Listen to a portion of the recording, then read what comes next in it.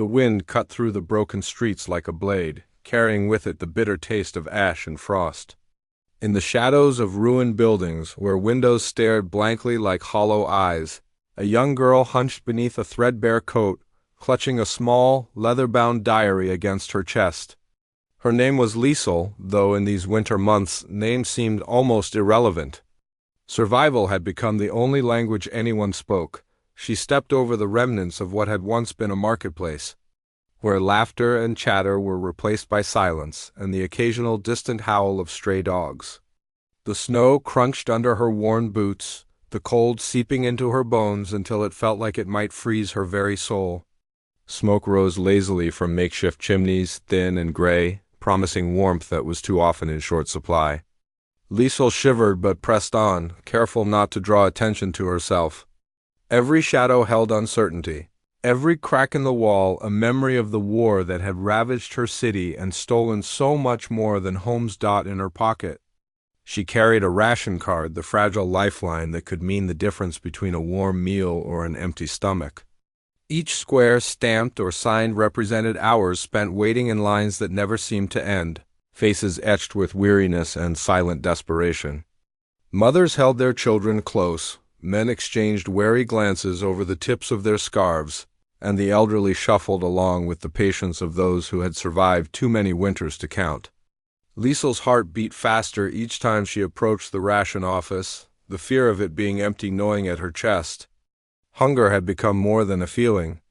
It was a constant companion, whispering threats in the dead of night. Her diary, small and worn at the edges, had become her confidant. Inside, she wrote not only about the hardships, but also about the flickers of hope she desperately clung to, moments of kindness, the warmth of a shared piece of bread, the laughter of children who refused to let the cold silence them completely. These pages were her sanctuary, a place where fear and despair could be transformed into words, and words into hope. As she walked past a collapsed building, Liesel paused. The wind carried with it a faint scent of smoke and something else, something she couldn't quite place. She glanced around, her breath fogging the icy air, and for a moment, the world felt suspended between the ruins and the frost, between memory and the promise of tomorrow. Even amid devastation, even when the cold seemed endless, life pressed on stubbornly. People survived, sometimes barely, sometimes with unexpected courage. And the young girl realized that perhaps hope was not a thing of the past. It was written into every ration card, every flicker of light in a shattered window, every line she penned in her diary. But just as quickly as that thought came, reality struck back. The ration line would open soon, and if she didn't hurry, the meager supplies might be gone. With one last glance at the hollow streets around her, Liesel tightened her coat, clutched her diary to her chest, and stepped forward. Outside, the wind howled, the cold deepened, and the city, broken, frozen, and weary, waited for another day of survival. And in that moment, she understood that even in a world shattered by war, amid ration cards and endless winter, hope was a fragile, flickering flame, but one worth holding on to, no matter how fierce the storm. The morning air bit at Liesel's cheeks as she joined the line that snaked along the frost-crusted cobblestones. Each step was a test of endurance, her breath forming small clouds that mingled with the smoke from distant chimneys. Around her, the city stirred slowly, like a wounded animal, bruised and trembling, each movement careful, measured, hesitant. Today, the ration office would open in an hour, and she could already hear the murmurs of impatience threading through the line. The ration line was more than a queue. It was a living map of human struggle. Liesel recognized faces, some familiar, some strangers. There was Herbaum, a gaunt man with hollow cheeks, who always clutched a small tin cup and muttered prayers under his breath. Across from him, a young mother held her child close, shivering in threadbare blankets, whispering reassurances she barely believed herself. Each person carried a story written in the lines of their face, the weariness in their gait, the wary glance over shoulders. Liesel's own ration card had 3 stamps filled already, a testament to previous mornings spent here, waiting, hoping, sometimes leaving empty-handed. She remembered last week when she had stood for 2 hours only to find the shelves nearly bare.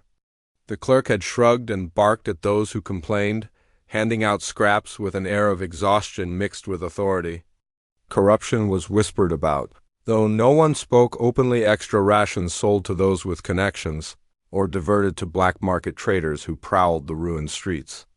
Every trip to the office was a delicate negotiation between hope and despair. As she inched forward, Liesel noticed the small gestures that kept the city alive. A neighbor shared half a loaf of bread with a frail old woman. A boy passed a scrap of dried sausage to another child whose parents were absent. A handkerchief was offered to wipe frostbitten fingers. These tiny acts of kindness seemed insignificant against the scale of suffering, yet they were as vital as the food itself. Proof that humanity endured even when hunger gnawed at the bones. Her eyes scanned the crowd, looking for familiar faces.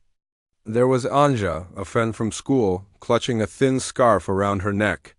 She had lost her parents in the bombings, and Liesel often worried about the girl, though Anja hid her hunger behind forced smiles. They exchanged a nod, a silent acknowledgement of shared struggle. Further along, a burly man with a crook smile whispered something to a younger boy, who laughed quietly despite the cold. Each interaction, each small connection, was a fragile lifeline. Threads woven through a tapestry of despair and resilience, the line crept forward. Each step a minor victory, until finally the ration office doors opened.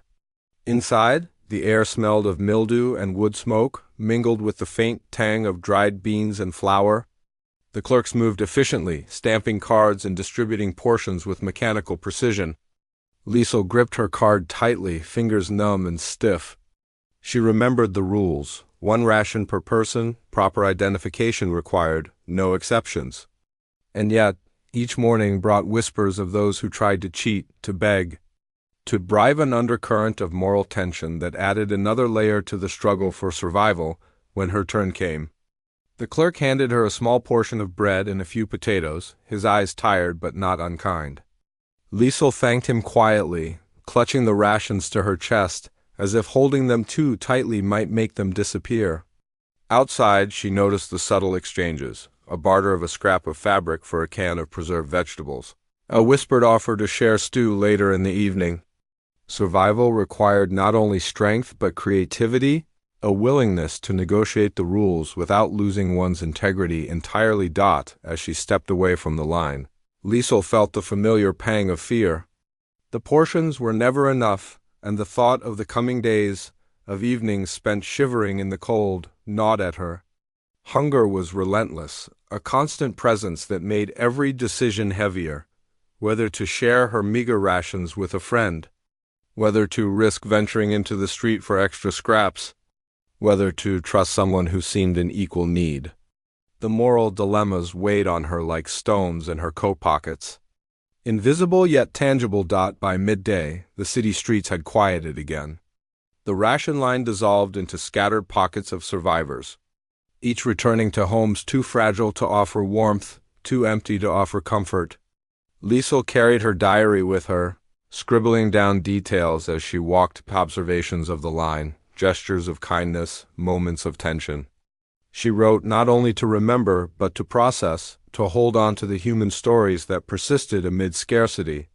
The diary became a mirror, reflecting the pain, the fear, and the stubborn glimmers of hope that kept her moving forward, even as the shadows lengthened and the cold deepened. Liesel noticed the resilience that threaded through the crowd.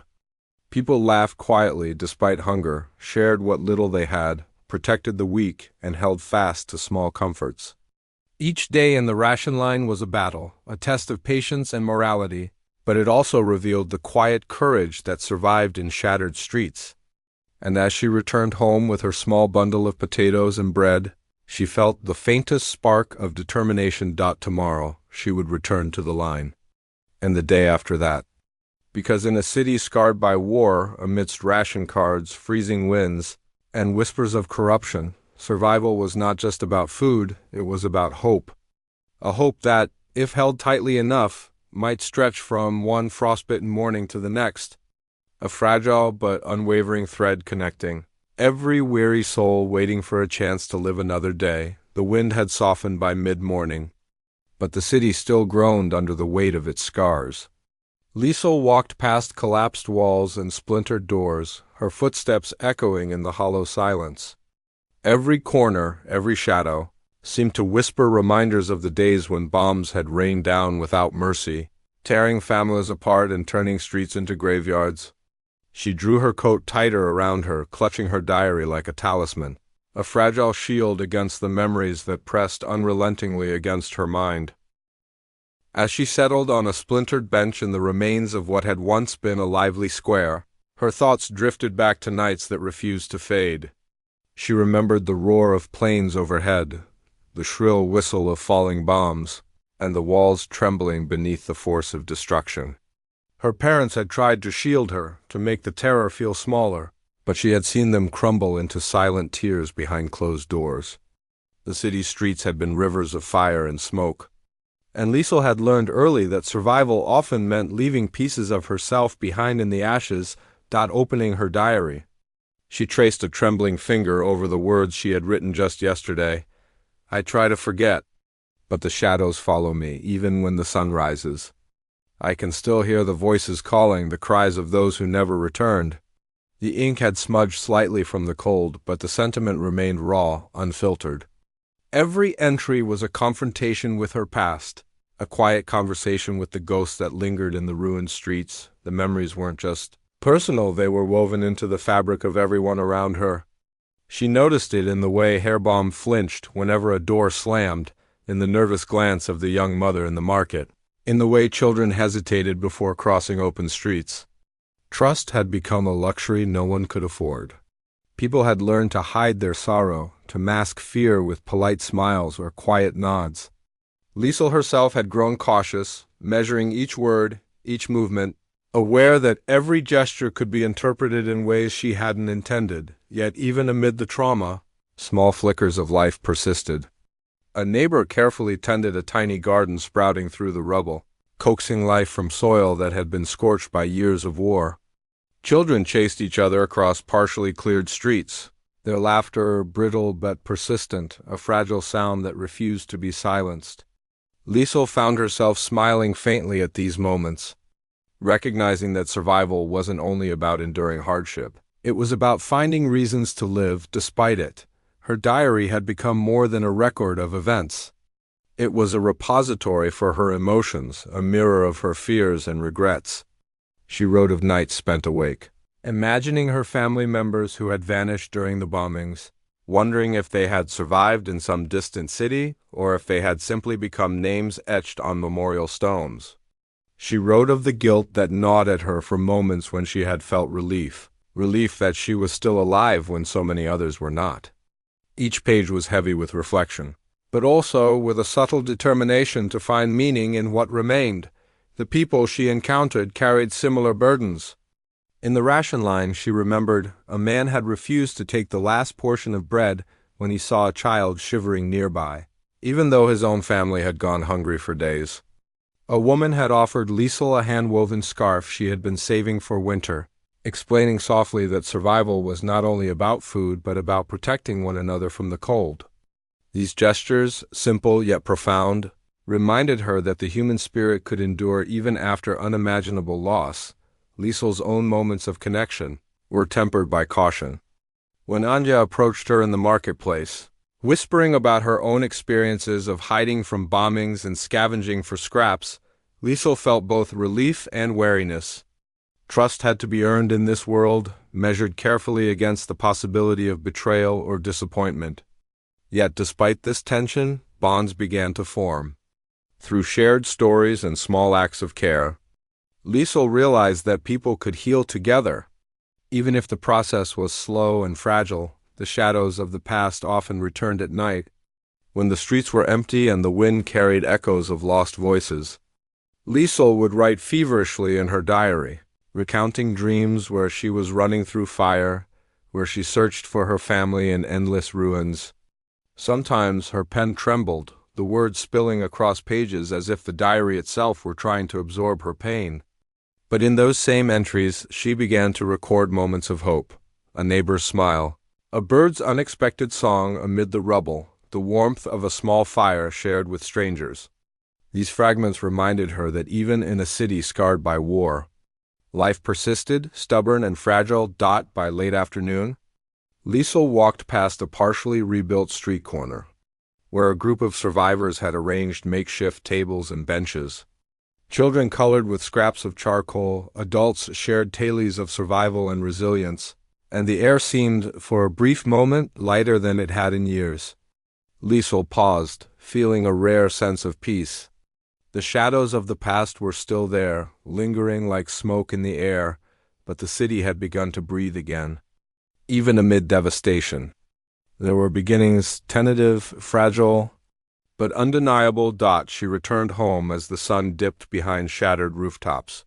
Her diary filled with words that weighed heavily yet offered a strange comfort.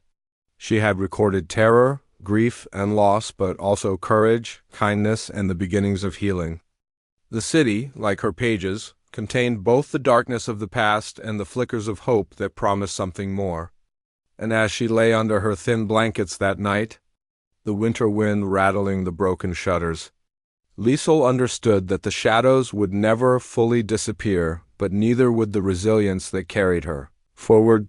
Tomorrow, she would rise again, facing the ration lines, the bitter cold, and the lingering ghosts.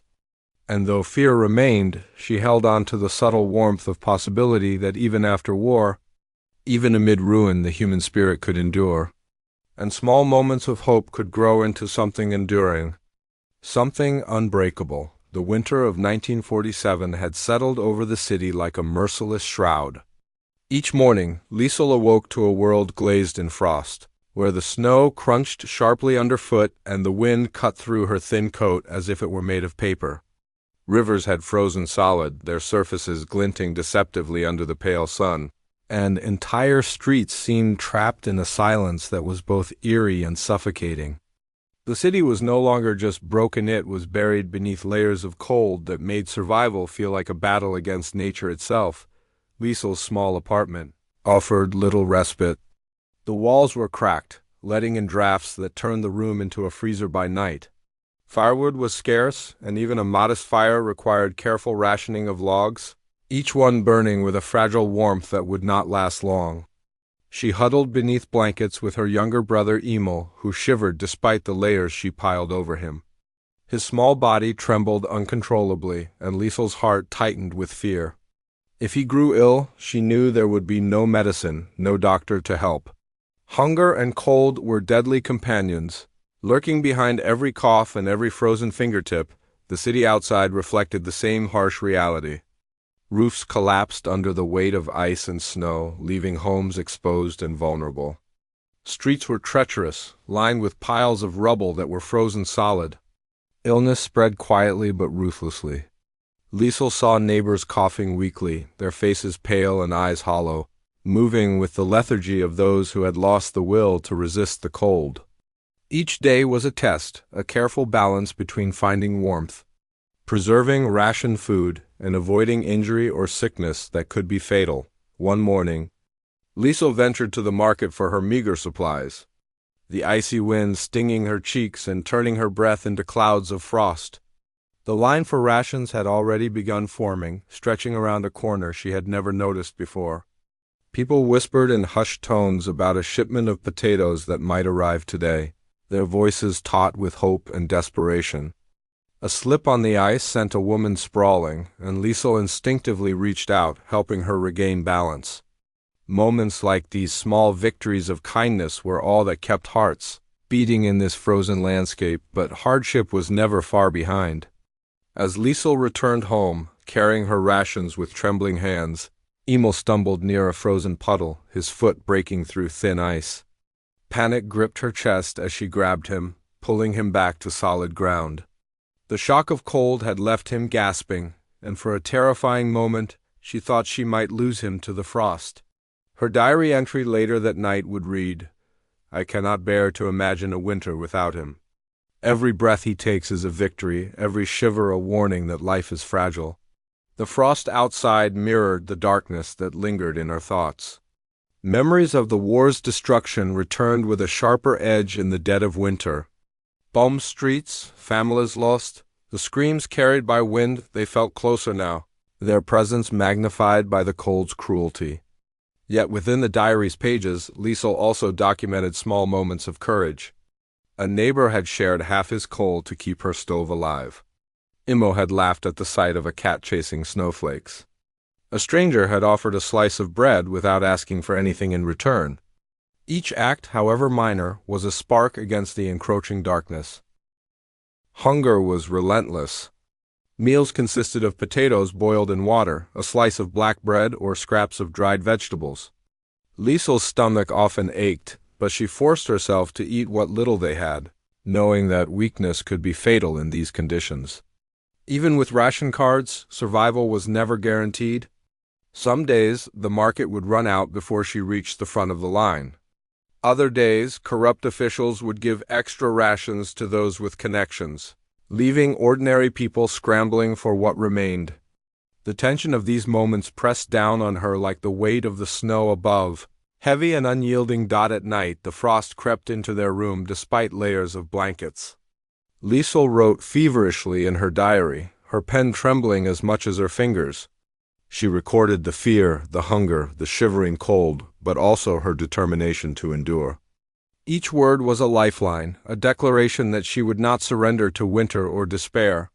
She wrote of Emil's laughter, of the neighbor's coal, of the kindness in the market line. These entries became a delicate map of hope, charting the tiny victories that could sustain them through the coldest nights. Even the city itself seemed to test her resilience.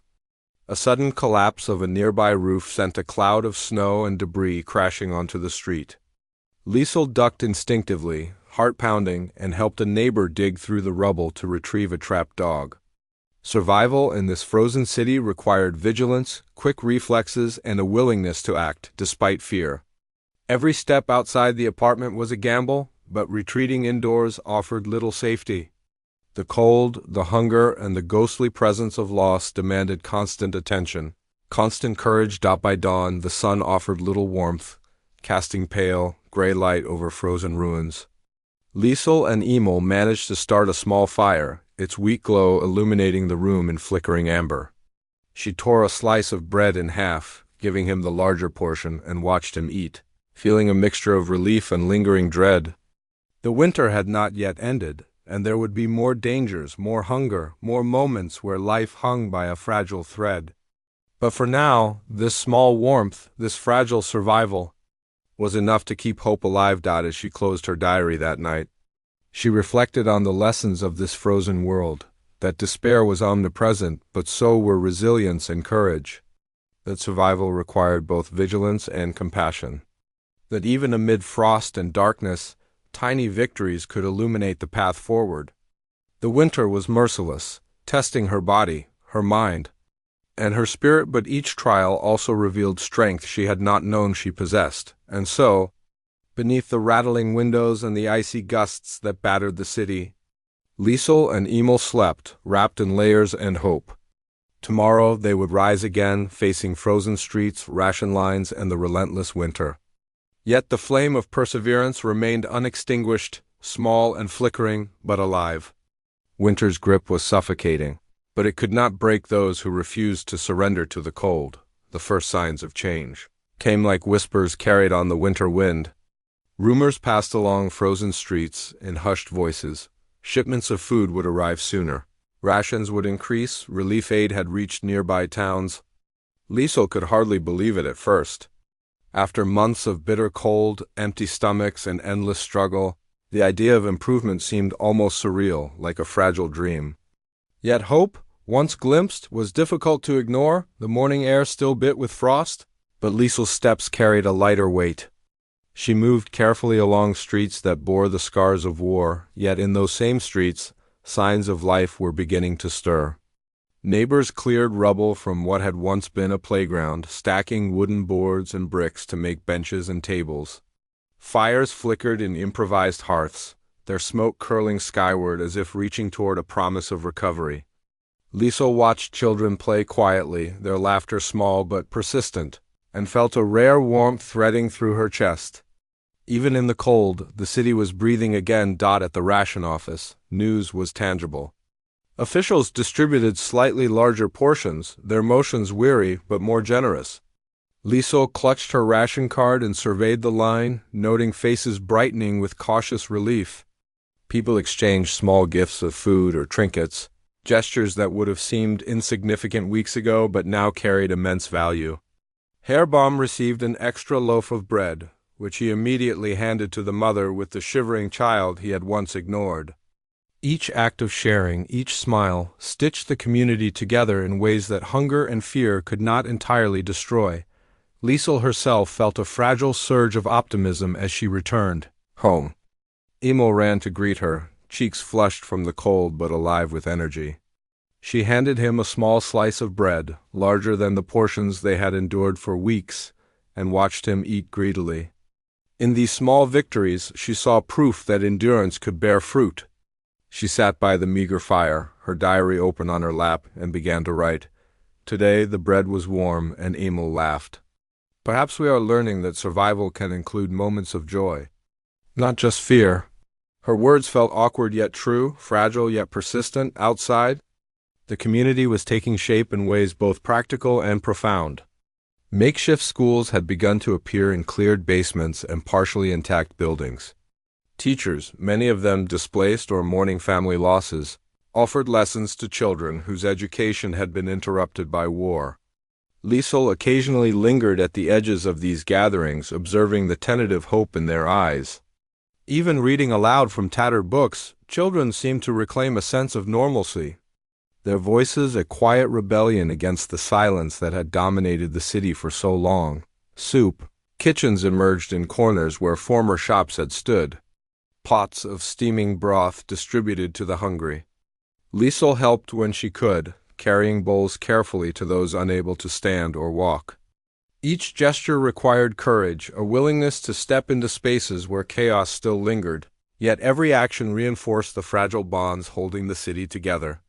Even the smallest triumph, a shared meal, a repaired roof, a fire that burned without being stolen, felt monumental. Visitors from relief organizations brought news that families separated during the war might be reunited.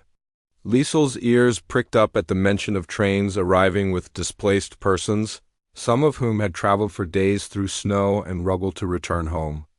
Though her own parents were lost to the chaos, the thought of reunion for others ignited a complex mix of joy and sorrow within her. She scribbled in her diary, careful not to overstate the hope. Not all are so lucky, but some return. Perhaps we can believe that even in this frozen city, life will find a way to heal. The streets themselves began to feel less oppressive. Snow still coated the ruins, but people cleared paths, repaired fences, and carved spaces for shared warmth. Liesel noticed neighbors stacking blankets and clothes for those too weak to gather their own, marking the beginnings of a network that could endure hardships. These acts, performed without expectation of reward, became the quiet victories that kept hearts alive when darkness still threatened. Even the ration lines began to shift in tone. While hunger remained, and scarcity was still a threat, the tension that once filled every step lessened slightly. People spoke in subdued optimism rather than sharp frustration. Children helped each other keep pace through the icy streets, offering hands to steady one another. Liesel recognized the significance. Survival was no longer merely individual, it was collective. The city's heart, battered but not extinguished, beat once more through its people. Night brought reflection. Liesel sat by the fire with Emil asleep beside her, the diary open, pen poised.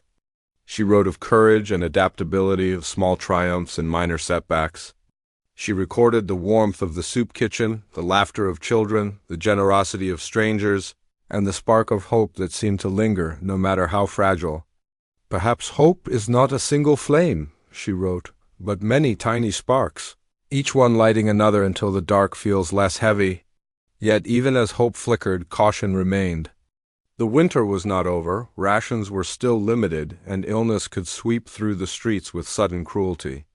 But Liesel's diary reflected a balance, acknowledgement of reality without surrender to despair. The city had been battered, people had been broken, yet resilience was taking root. Survival was no longer solely about enduring, it was also about rebuilding. about finding reason to continue in a world that had demanded so much and offered so little. By morning, the city felt almost alive again. Fires burned in more homes, the market offered slightly larger portions, and children's laughter echoed faintly in the streets. Liesel walked through the snow, noting neighbors working together to clear debris and repair roofs. She felt a cautious optimism threading through her chest, a fragile warmth in a world still dominated by frost. The small victories of yesterday, shared bread, safe passage across icy streets, tender gestures of kindness, were proof that life could be reclaimed one careful step at a time. Her diary, now thicker with entries, held both the record of suffering and the record of survival. She closed it carefully, a silent vow forming in her heart, to witness the city's slow recovery, to note both despair and triumph, to remember that hope could survive even the harshest winter. And as she returned home to Imo, to the small fire, to the fragile security they had carved from the ruins, Liesel understood that flickers of hope, tiny, persistent, unwavering, could light the darkest days. Tomorrow, she would rise again, facing the cold ration lines and the remnants of a broken city. But now she carried a different strength, the knowledge that even amidst devastation, life could bloom again, slowly, cautiously, beautifully. The city had begun to breathe again, slowly, cautiously, as if testing whether life could truly return after so many years of darkness. Streets once desolate now carried the hum of human presence, neighbors moving together to clear snow, children running with laughter that no longer felt fragile, and small markets offering a little more than yesterday. Liesel walked among them, her coat still thin, but her heart warmer, carrying a quiet sense of connection she hadn't felt in months. In the market square, she spotted familiar faces. Herbaum, who had always seemed so weary, now shared bread with the young mother he had once ignored, and the child clutched her hand gratefully. Anja, her school friend, had begun helping at a makeshift school for the younger children, guiding them through letters and numbers with gentle patience. Even strangers exchanged smiles, sharing scraps of warmth and stories of resilience. Conflicts born from hunger and scarcity were fading. Old rivalries softened under the weight of shared experience, and grudges lost meaning against the pressing need for survival together. For Liesel, the bonds she witnessed were personal as well. She and Emil had grown closer than ever. Nights spent shivering together, rationing every morsel of food, and navigating icy streets had forged a connection that went beyond siblings. It was a partnership of endurance. Liesel found herself looking after Emil with a tenderness sharpened by fear of losing him, but also pride in his quiet strength. The small victories they achieved each day, like keeping the fire burning or securing a portion of soup, became symbols of their resilience. The community, too, was weaving itself into a network of care. Makeshift winter shelters offered warmth for the elderly, children, and those too weak to endure the cold alone. Families and neighbors shared duties, from collecting firewood to tending small gardens sprouting stubbornly through rubble. Each act of cooperation strengthened trust, and slowly, the fear that had kept people distant began to give way to companionship. Liesel watched as even the most guarded residents offered a helping hand to those struggling, understanding now that survival was only possible together. Amid this growing solidarity, small romantic and familial connections began to emerge, gentle threads of hope in a city still fragile.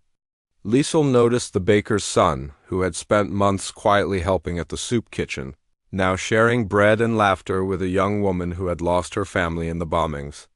These moments were not loud or celebrated. They were simple gestures, quiet victories that reminded Liesel that life was reclaiming its ordinary joys. Even in extraordinary circumstances, Liesel's own diary reflected the transformation she witnessed. She wrote of gratitude for small comforts, the warmth of firewood secured through community effort, a steady supply of bread, Emil's health improving with each passing day. She noted the lessons survival had taught her: patience, courage, the value of trust, and the quiet power of human kindness.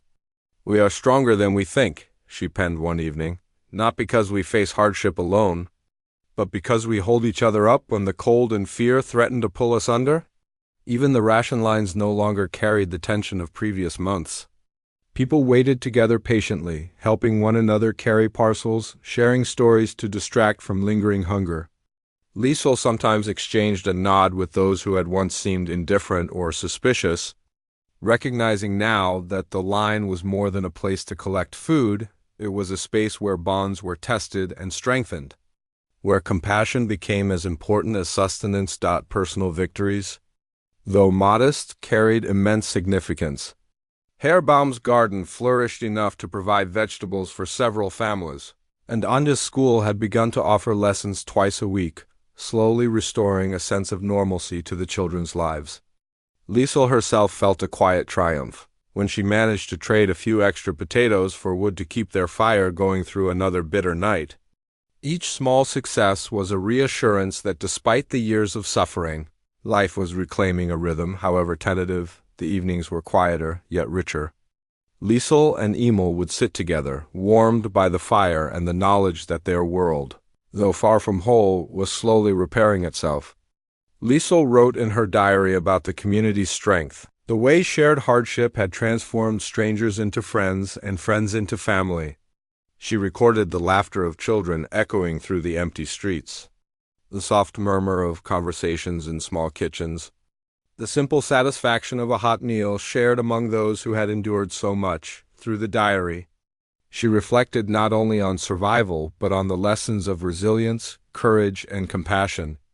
Every entry became a testament to human endurance, the understanding that hardship could forge unbreakable bonds, that trust and forgiveness were possible even after betrayal, and that hope, once rekindled, could illuminate the darkest winters. By the time night fell, the city seemed almost alive. Windows glowed with flickering fires. The smell of cooking bread mingled with the faint smoke of stoves, and the streets were quieter, but no longer empty. Liesel tucked her diary beneath her pillow, watching Emil sleep peacefully beside her. She felt the weight of past suffering. Yes, but also the gentle lift of progress, of solidarity, of bonds that could not be broken by frost, hunger, or fear. In the silence of that winter night, Liesel understood something profound. Endurance was not measured only by surviving hardship, but by the connections that carried them through it. The city, battered and scarred, had learned to lean on one another, and as long as they did, the frost could never extinguish the flame of hope that flickered within their hearts. The sun rose weakly over the frostbitten rooftops, casting a pale glow that seemed almost miraculous in its gentleness. Liesel stepped outside, the morning air still crisp, but not as biting as in the depths of winter. Streets once dominated by ruins and desolation now carried signs of quiet life, smoke curling from chimneys, neighbors moving together to clear rubble, children's laughter echoing faintly as they ran between improvised places. The city was far from whole, but it was alive again, breathing carefully, cautiously, but unmistakably. Liesel paused, drawing a deep breath. The journey from the first bitter days after the war to this morning had been relentless, punctuated by hunger, frost, fear, and loss. She thought of Emil, asleep beside her every night, of neighbors who had become friends, and of strangers who had shown unexpected kindness in moments of dire need. Each memory was a reminder of survival's cost and the courage it demanded. Yet, amid the echoes of hardship, there was also something stronger, the quiet persistence of hope. She opened her diary, now thick with months of entries that traced the arc of despair to cautious optimism. Her pen moved steadily across the page, capturing not only events but emotions, the tremor of fear that had once gripped her as she waited in ration lines, the small triumphs of securing food or warmth, and the moments of connection that had rekindled her faith in humanity. She wrote, "We have endured the frost, the hunger, the shadows of war, and yet here we are. We breathe. We smile. We hope." The city around her mirrored the evolution of her thoughts. Makeshift gardens had begun to thrive, their stubborn green shoots punctuating the white landscape. Children attended lessons in partially repaired schools, reciting letters and numbers with voices that carried both curiosity and pride. Soup kitchens and shared hearths had become community hubs, where meals were not only nourishment for the body, but also for the soul. Reminding everyone that even amid scarcity, generosity endured, Liesel walked through the market square, observing the quiet triumphs that surrounded her. Herrbaum handed vegetables to a mother with a wide smile. Anja guided a group of children through a reading exercise, and neighbors exchanged greetings without suspicion or hesitation. The frost that had once seemed impenetrable now felt less oppressive, softened by the warmth of shared effort and human resilience. Liesel felt a surge of gratitude not just for survival, but for the persistence of kindness, courage, and community. Even the smallest moments carried weight. A stray cat curled near the firewood, a reminder that life continued in unexpected places. A neighbor offered her a piece of bread with a wink, signaling that camaraderie had returned to streets once ruled by scarcity and suspicion. Liesel tucked these observations into her diary, understanding that hope often arrived not in grand gestures but in subtle, persistent acts of endurance. Her reflections turned inward. She considered how much she had changed in these months. Fear had shaped her, hunger had sharpened her, and loss had deepened her understanding of fragility and strength. Yet through it all, she had learned that survival was inseparable from community, from acts of courage both large and small, and from the ability to hold on to hope even when darkness seemed endless. Life, she wrote, is more than enduring. It is rebuilding, smiling, and trusting that tomorrow can be brighter. The sun climbed higher, warming the rooftops and melting frost in patches along the streets. Liesel returned home to Emo, who waited with eyes bright and cheeks flushed with the day's play. Together they carried water, fed the small fire, and prepared a modest breakfast, the ritual itself a celebration of life reclaimed. Outside, neighbors exchanged waves and greetings, their voices a chorus of resilience. The city, like Liesel, had endured, and every act of daily living was a testament to that survival. Before closing her diary, Liesel paused, placing her hand over the worn cover. She remembered the nights of endless cold, the ration lines, the fear of losing Emil or anyone else she loved. And yet, here she was writing of warmth, laughter, and hope. The contrast was stark yet powerful. Life had returned not in the absence of hardship, but through persistence, courage, and the quiet determination to rebuild what was lost. The final lines of her entry reflected both reflection and aspiration. We have survived what once seemed unbearable. The frost remains, the scars are still here, but we endure. And in enduring we find hope. Endless hope, even in scarcity, even in cold, even in a city shaped by war. Tomorrow will come and we will be ready to meet it. As she closed the diary and looked out across the streets, Liesel understood something profound. Hope was not a fleeting moment, nor a fragile illusion. It was a force that persisted through frost and hunger, through loss and fear, growing steadily with every shared smile. Every act of kindness, every small victory. It was alive in the city, in the people, and in her own heart. And so, as the first sunlight spilled over the rooftops and the snow sparkled like scattered diamonds, Liesel took Emil's hand, stepping into a new day with cautious optimism, a heart warmed not only by fire, but by the enduring promise of a better future. The city had survived, the people had endured, and amidst all the ruins and frost, hope, fragile, persistent, and unyielding, remained.